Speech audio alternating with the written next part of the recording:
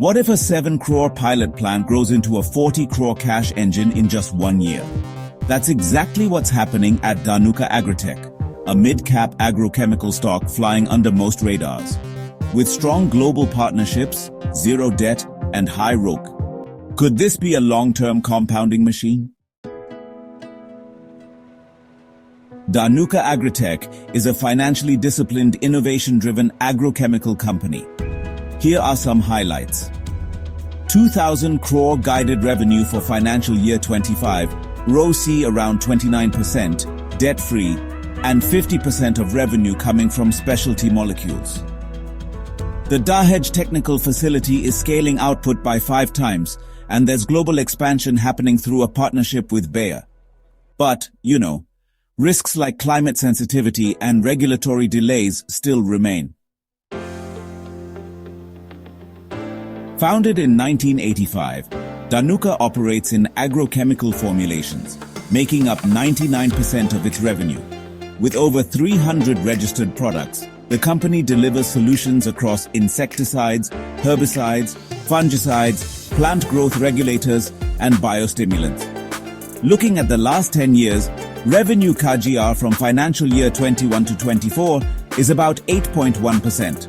For financial year 25, the guidance is 2,002 crore. EBITDA margin has moved from 16% to 18.6%, and now it's guided at around 19 to 20%. ROCE has been consistently above 20% and is now about 29%. The company has 200 crore net cash and interest coverage is over 100 times. Dhanuka's 4-pillar strategy is pretty clear. Specialty molecules make up more than 50% of revenue with high margins and exclusive rights.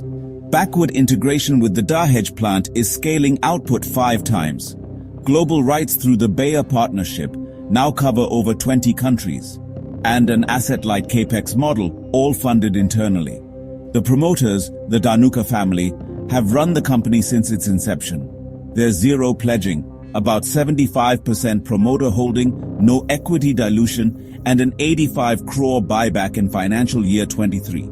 Plus, all capex has been self-funded. Care Ratings has given Dhanuka an AA, stable rating. Debt to equity is just 0.05 times. Interest coverage is 100 times. The company holds 200 crore in cash and investments. The operating cycle is around 135 days, which is moderately stretched. The Dahej technical plant, which started in August 2023, is a real margin game changer. In financial year 24, it contributed 7.5 crore, and for financial year 25, it's projected to deliver 30 to 40 crore. This supports import substitution and in-house manufacturing. Recent product wins include ROCE, Lanivo, and Mycore Super.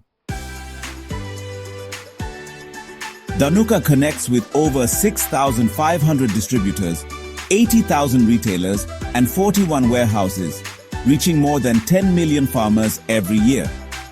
Its rural-first strategy is honestly unmatched in both depth and efficiency.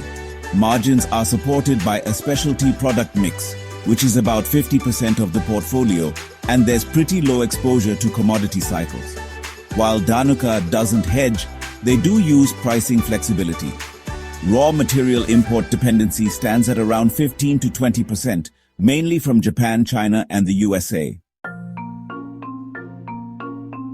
The price-to-earnings ratio is roughly 25.7 times, which is below the peer group median of 35 to 45 times.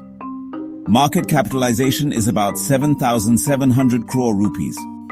Price to book is 5.5 times.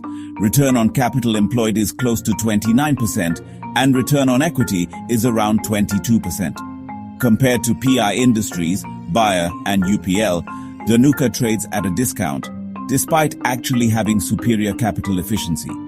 Key risks include regulatory delays in molecule registration, which can take up to 7 years, climate volatility and monsoon dependence, margin pressure from raw material volatility, and a high ESG risk score of 37.2 as rated by Sustainalytics.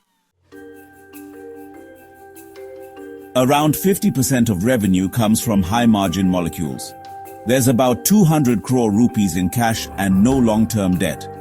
Dhanuka holds global product rights and has backward integration.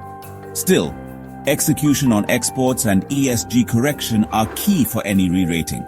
So, the verdict is to buy on dips or monitor for the long term. Let's model 3 future scenarios based on fiscal year 2026 projections. In the bear case, revenue growth is 5 to 7%, EBITDA margin is 17%, PE multiple is 20 times, and fair valuation is between 5,500 and 6,000 crore rupees.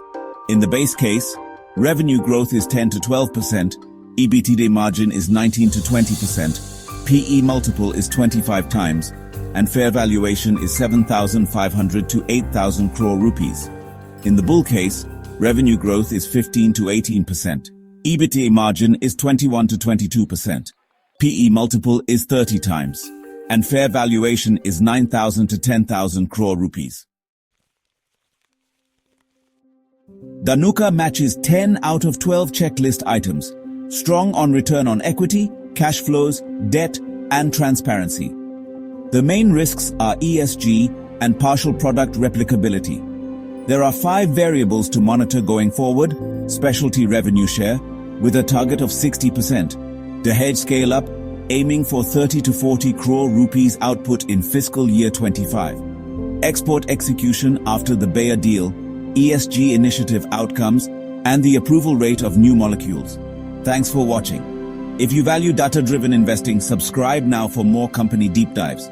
This video is for educational purposes only and should not be considered investment advice.